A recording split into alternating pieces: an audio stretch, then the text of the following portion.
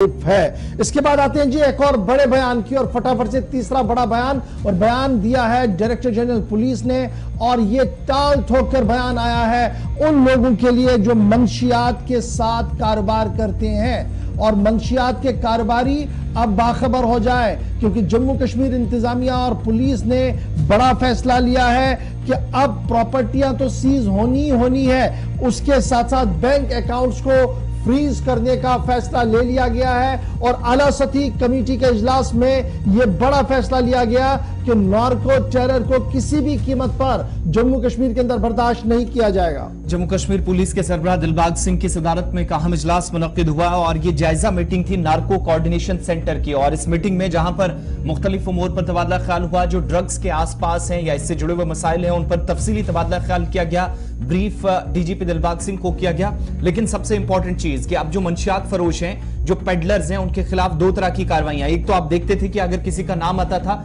NDPS act लगता था, 1 साल की जेल भेज दिया जाता था, लेकिन ये कार्रवाई और सख्त कर दी जाएगी। शिकंजा और कसने की इंतजामिया की तरफ से कोशिश और इसी कोशिश का नतीजा है कि बैंक अकाउंट मुंजमद तो किए जाएंगे लेकिन साथ साथ असासे भी जब्त करने का हुक्म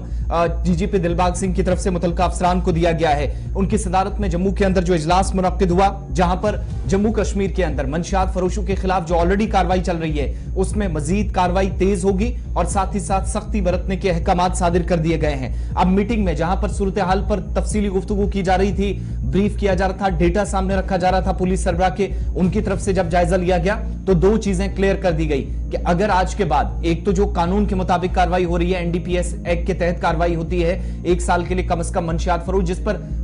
काफी जो इल्जामात होते हैं वो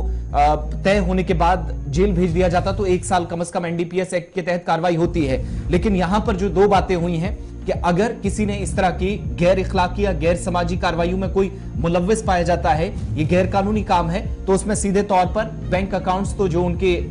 फाइनेंशियल ट्रांजैक्शंस वगैरह हैं वो तो रुकेंगे ही, उनको मुंजमद किया जाएगा, यानी बैंक अकाउंट सीज होंगे। लेकिन साथ साथ अहकामात सादिर कर दिए गए कि जो प्रॉपर्टीज इन पेडलर्स की है, जो समाज के अंदर सारा माहौल बिगाड़ रहे हैं और इस पूरे एक इकोसिस्टम को जिंदा करने का काम कर रहे हैं या जिंदा रखने का काम कर रहे हैं, उन सभी लोगों की बैंक अकाउंट्स मुंजमद करने के साथ साथ असासे भी जब्त किए जाए। अब जब ये मीटिंग चल रही थी तो इसमें कौन थे? किसी एक एरिया का ऑफिसर नहीं, मुख्तलिफ एरियाज के अंदर जो आप कार्रवाइयां देखते हैं रोजाना कि वहां पर 2 पेडलर्स पकड़े गए, 3 पकड़े गए, 4, ये कार्रवाइयां अलग अलग ऑफिशियल्स की निगरानी में होती है। तो वो तमाम ऑफिशियल्स थे जम्मू प्रोविंस से, एक तो स्पेशल डीजी क्राइम थे जम्मू कश्मीर के चौधरी, इस मीटिंग का हिस्सा थे, एडीजीपी हेडक्वार्टर्स, इसके अलावा पीएचक्यू एमके सिन्हा यानी पुलिस हेडक्वार्टर के अंदर जो जिम्मेदारी जिन्होंने संभाली है और सारे इस तरह के ऑपरेशंस देखते हैं वो इस मीटिंग में ब्रीफ कर रहे थे। इसके अलावा Bhim Singh Tuti, DIG crime Javed Iqbal Mattu, AIG training policy police headquarters JS Jauhar, इसके अलावा provision transport AIG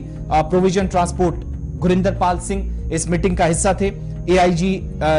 tech common Manoj Kumar Pandit और सीनियर ऑफिसर्स जो क्राइम ब्रांच के हैं वो पुलिस सरबराह को ब्रीफ कर रहे थे। तो अब तक आप देखते थे कि कार्रवाइयां सिर्फ एनडीपीएस एक्ट के तहत होती थी, पेडलर को जेल भेज दिया जाता था और कई लोग छूट कर बाहर आते थे, फिर से इसी तरह की कार्रवाइयों में मुलव्विस हो जाते थे। लेकिन अब दोनों तरह की कार्रवाइयां कि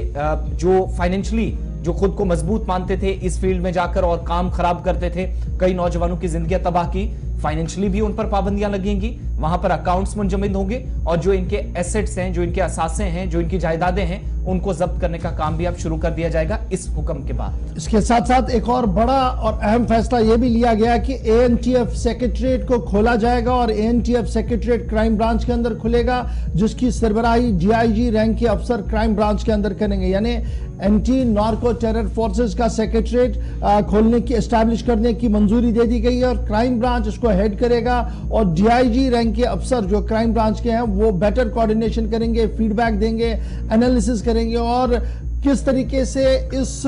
बड़े खेल को बेनकाब किया जाए इस पर गहरी नजर और एनालिसिस करते हुए रिपोर्ट्स वक्तन फवक्तन एजेंसीज को देते रहेंगे। तो कुल मिलाकर अब अभी तक हम सिर्फ देखते थे एफआईआर होती थी, गिरफ्तारियां होती थी, कोर्ट के अंदर पेश किया जाता था, थोड़ी सी सजा मिलने के बाद दोबारा ये शख्स बाहर आकर नार्को टेरर में जुड़ता था, मंशियात फरोश बनता था और बेहतर अंदाज में काम करता था। लेकिन अब की बार टाल ठोक कर पुलिस ने भी साफ कर दिया कि इसे किसी भी कीमत पर बर्दाश्त नहीं किया जाएगा। पहली बार आया तो थोड़ा सा सख्ती नहीं, अमन के साथ اور مزاحمت کیے بغیر بات چیت کے ذریعے سے سمجھانے کی کوشش کی جائے گی. لیکن اگر بار بار پھنسا اور دوسری بار آیا تو سیفٹی ایکٹ لگے گا ہی لگے گا. پراپرٹی سیل ہونی ہے, بینک اکاؤنٹ منجمد ہونا ہے, اور یہ سب کچھ پولیس سربراہ دلباغ سنگھ کی سربراہی میں ہو رہا ہے. اور یہ صاف کر دیا گیا کہ ہر ضلع کے اندر اینٹی نارکو ٹیرر فرینچ کو جو ہے وہ اور مضبوط کیا جائے گا,